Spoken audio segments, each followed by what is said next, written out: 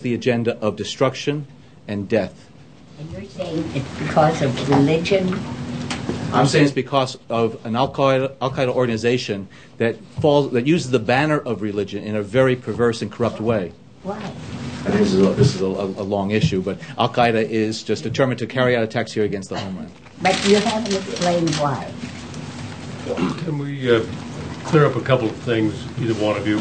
First of all, what was learned while the flight was underway? There have been a couple of stories suggesting that additional information came to light after the flight took off, and that Mr. Abdulmutallab was going to be questioned when he arrived. That's one. So why don't I answer that one? Okay. In Schiphol, his name did not appear on any terrorist screening watch list, and so nothing pinged to keep him off of the plane. While in the air, Customs in Detroit has access to the entire Thai database, and as we now all know, that's the large mega database. It has 500,000 plus names in it, and they knew he had a ping there, and so they were ready when he landed in Detroit to question him about that ping against the Thai database. But the terrorist screening watch list did not have his name on it. The other question is, why was Director Leiter allowed to take leave after the incident on December 25th? I'll take that issue.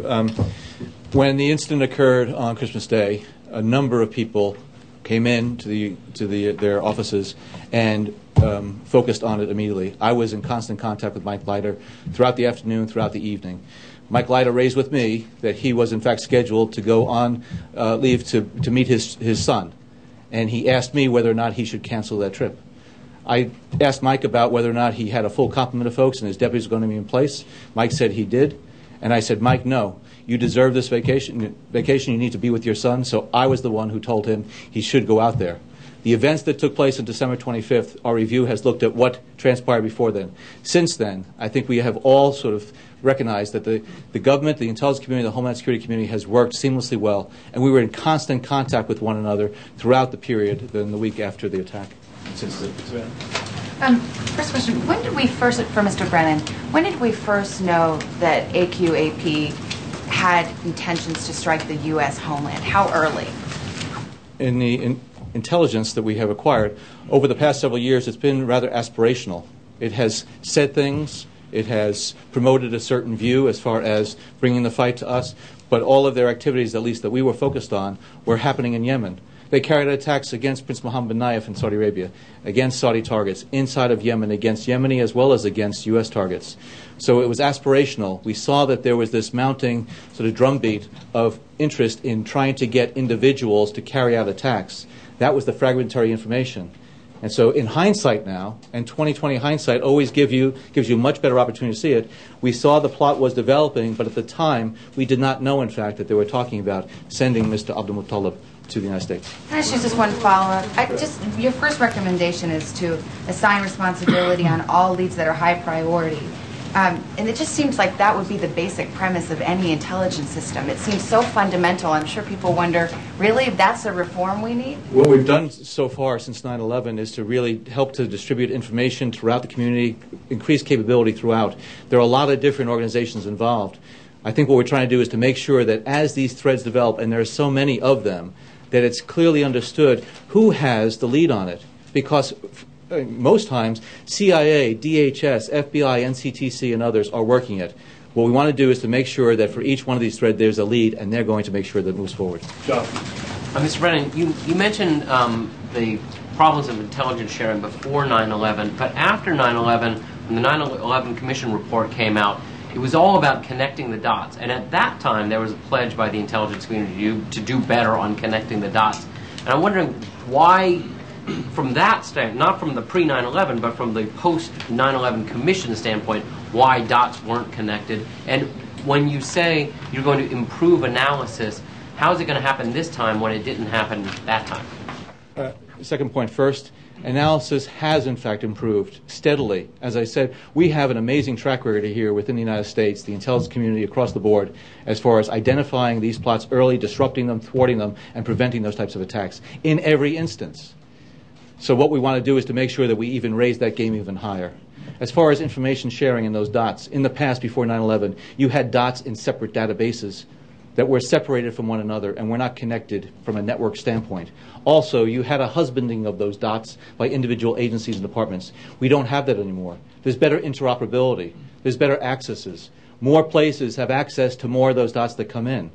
And so that's the challenge, is making sure that we can leverage the access to those dots so we can bring it up and identify all of these threats.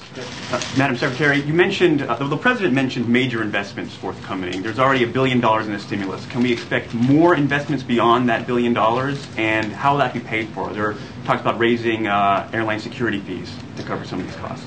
Oh, I think it's premature to make those statements right now. I think that's part of the ongoing review that we'll undertake in the coming days and the coming weeks. But the major investments will be more than the $1 billion in the stimulus. There's more money that will likely be requested beyond. Like I said, I think it's premature to put a number on it, but I will say that as part of our review, we will be making ongoing recommendations to the President about what needs to do with domestic airports. But don't lose sight of the fact he was screened at an international airport, and it's the international air environment that we also need to work on, and that's why we have undertaken this very rapid reach out around the globe to say, look, this is an international issue.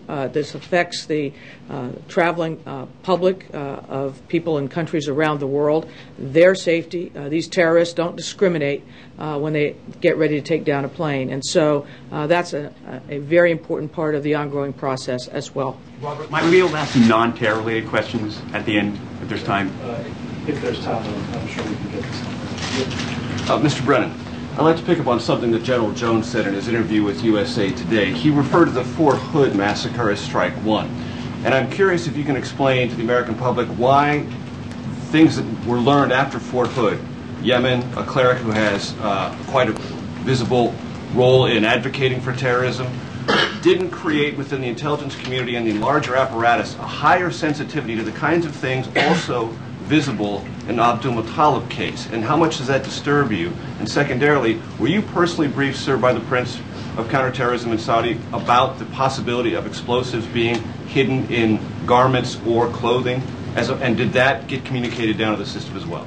On the issue of Mr. Al-Awlaki, yes, we were very concerned after the Fort Hood shooting about what else he might be doing here, and that's why there was a very determined and concerted effort after that to take a look at what else he might be trying to accomplish here in the homeland. Now remember, Mr. Abdulmutallab was a much different story in terms of a Nigerian who traveled to Yemen and then came over here. But what it clearly indicates is that there is a seriousness of purpose on the part of Al-Qaeda in the Arabian Peninsula to carry out attacks here in the United States, whether they're reaching people through the internet or whether or not, in fact, they are sending people abroad. Are you satisfied that the intelligence community sort of rose up and responded to what it learned about Fort Hood in a way that worked or didn't work? Absolutely. I think we've already sort of taken those corrective steps. And that's one of the things I might want to just pause here and say. President Obama has directed several reviews of incidents, Fort Hood as well as this. This one has been completed, a preliminary report, within 2 weeks' time. Lightning speed in my 3 decades within the U.S. government as far as being able to bring an issue all the way through to have reports we can take corrective action as soon as possible. We've already done that with the Fort Hood report. We're all instituting those changes. We're doing that here. This is going to be the start of a process, but within 2 weeks' time, we've been able to identify, diagnose, and now take the corrective steps so that we can ensure that this is not going to... And the Saudi prince, yes, I was. I went out to Saudi Arabia a week after that attack, was able to work with the prince, see the place where the room where the attack took place, talked about the explosives that were used in that and the concerns about it, and we had serious concerns about it. That was an assassination attempt, and we're continuing to work with the Saudis and others about these types of techniques that are being used by Al-Qaeda. And I think, as Secretary Napolitano said, what we're trying to do is to stay a step ahead. Obviously, they are looking at all these different types of techniques so they can defeat our security perimeter. So what we need to do is continue to advance and evolve, and that's what we're doing. Yeah, Mr.